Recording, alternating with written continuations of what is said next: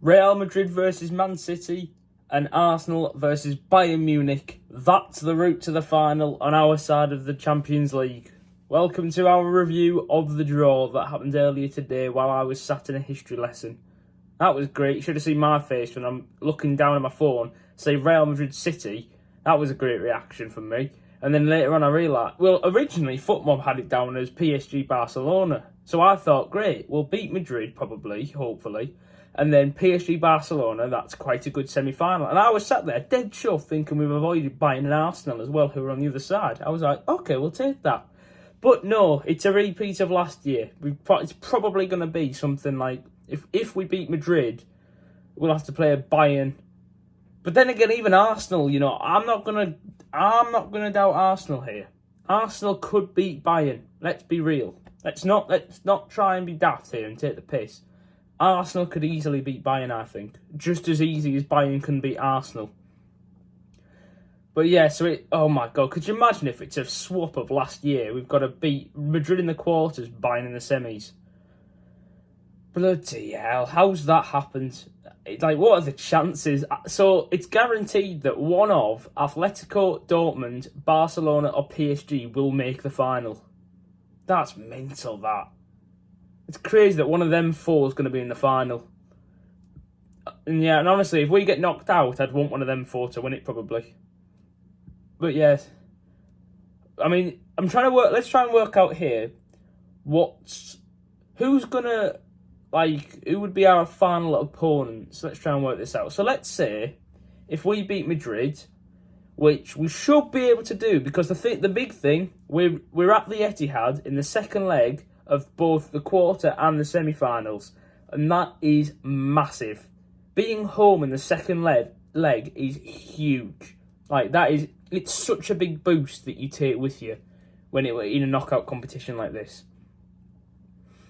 So on the other side of the draw, it's Atletico Madrid against Dortmund. Atleti have Simeone's not going to like that. Atletico Madrid are home in the first leg. Yeah, no, that's not good for Madrid. Madrid won't like that.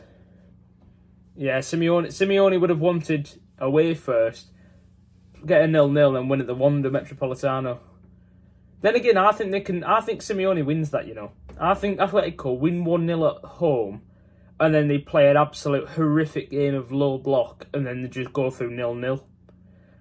PSG Barcelona, though, haven't got the slightest clue.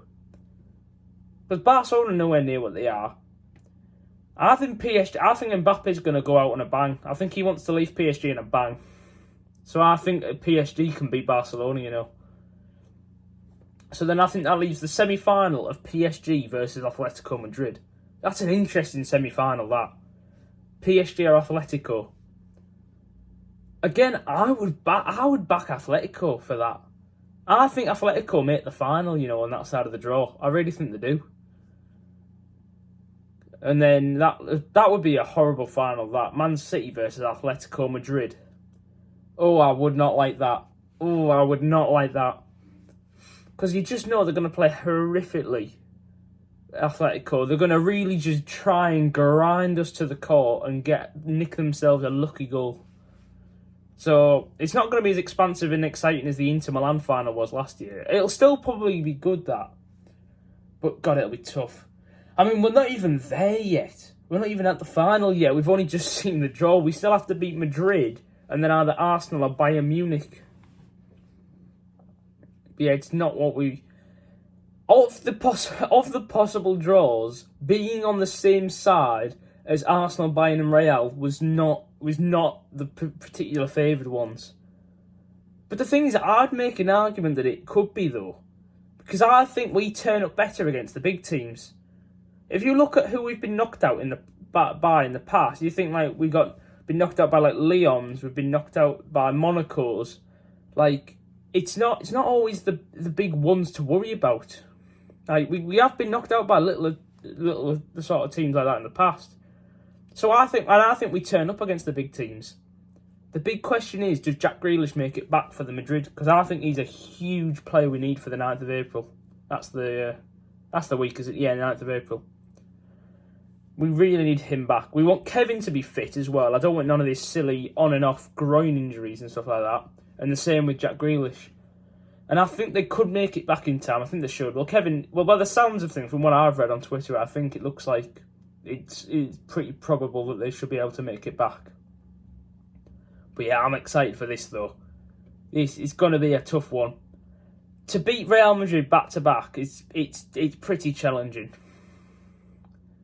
Because at the minute, what are the chances we've played them in the knockouts 3 years in a row? Who else has done that? I wonder if there's like a stat for that. Madrid playing the same team three years running. We've played them in the knockouts in 21-22, 22-23, and then now 23-24. And then we played them in the 19-20 season, didn't we? Did we? Yeah, we did. I'm sure we did. So what is that? Four out of the last 5 Champions League runs we faced them. Christ, it's not. We always, and they say we get easy draws. We get Madrid every year. It's ridiculous. Yeah, from what I've got here though, I was looking at here though, is it amazing? This is a great thing I saw.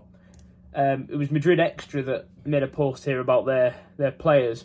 Jude Bellingham, Vinicius Junior, Camavinga, and Tchouaméni are all one booking away from missing the second leg at the Etihad.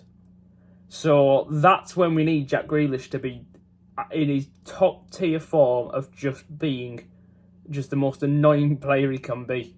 If Jack can get at least one of them to get booked, we're laughing. I think he can rattle Bellingham. A bit of Brummy action. I think that's what he can do. I think the pair of them will have a right.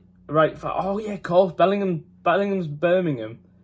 Jack's Aston Villa, isn't he? So yeah, oh god, he can rattle Bellingham. Jack Grealish can rattle Bellingham, I think. He's going to get him booked at the Bernabeu. And then at the Etihad, no Bellingham at the Etihad. That'd be great. That would be brilliant.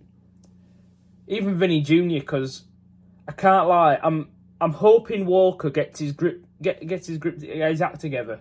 Because we need him to lock down Vinny Jr. like he did at the end of last year. It's paramount that we get Walker back to his top form. And then Camavinga and Tchouaméni are both quite key players to Madrid. So I think that could happen. I think one of them's going to get booked at the Bernabeu. So hopefully one of them isn't playing.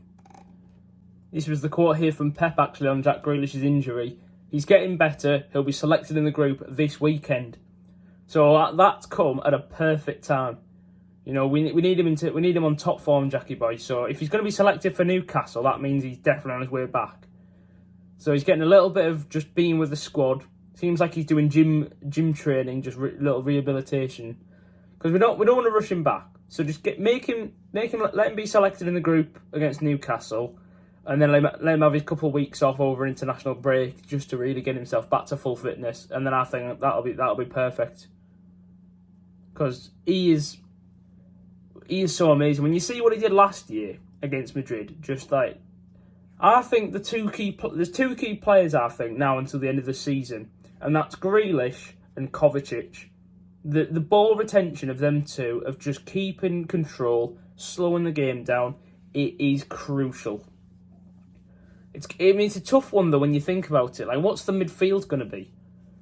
So it's going to be Jack Grealish, Kevin De Bruyne, and then it's like, then what do you do?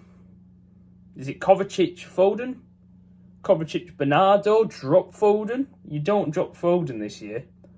Or do you go with like Bernardo, Jack, Kovacic, Phil, and slowly dwindle Kevin out the picture? Like, I don't know what you do.